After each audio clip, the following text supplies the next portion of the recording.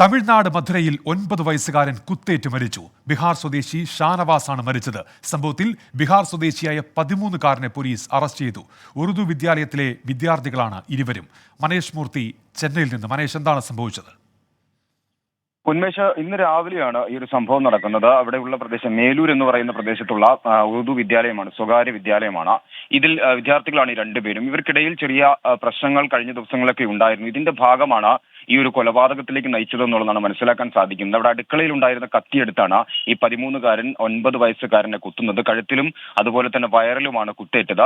കുത്തേറ്റ് ഈ മരിച്ചതിന് ശേഷം, കൊലപ്പെടുത്തിയതിനു ശേഷം ഈ മൃതദേഹം അടുത്തുള്ള അഴുക്കുചാലിൽ തള്ളുകയും ചെയ്യുന്നത്, അഴുക്കുചാലിൽ ഒളിപ്പിക്കുകയുമാണ് ഉണ്ടായത്. ഈ വിദ്യാർത്ഥിയെ കാണുന്നില്ലെന്ന് പറഞ്ഞുകൊണ്ട് മേലൂർ പോലീസിൽ അവിടുത്തെ സ്കൂൾ അധികൃതർ പരാതി നൽകുകയായിരുന്നു. തുടർന്ന് പോലീസ് നടത്തിയ അന്വേഷണത്തിലാണ് ഈ ഒരു കൊലപാതകം ആണെന്ന് മനസ്സിലാവുകയും ഇങ്ങനെ ഈ പയ്യനെ, ഈ 13-കാരനെ അറസ്റ്റ് ചെയ്യുകയും ചെയ്തിട്ടുള്ളത്.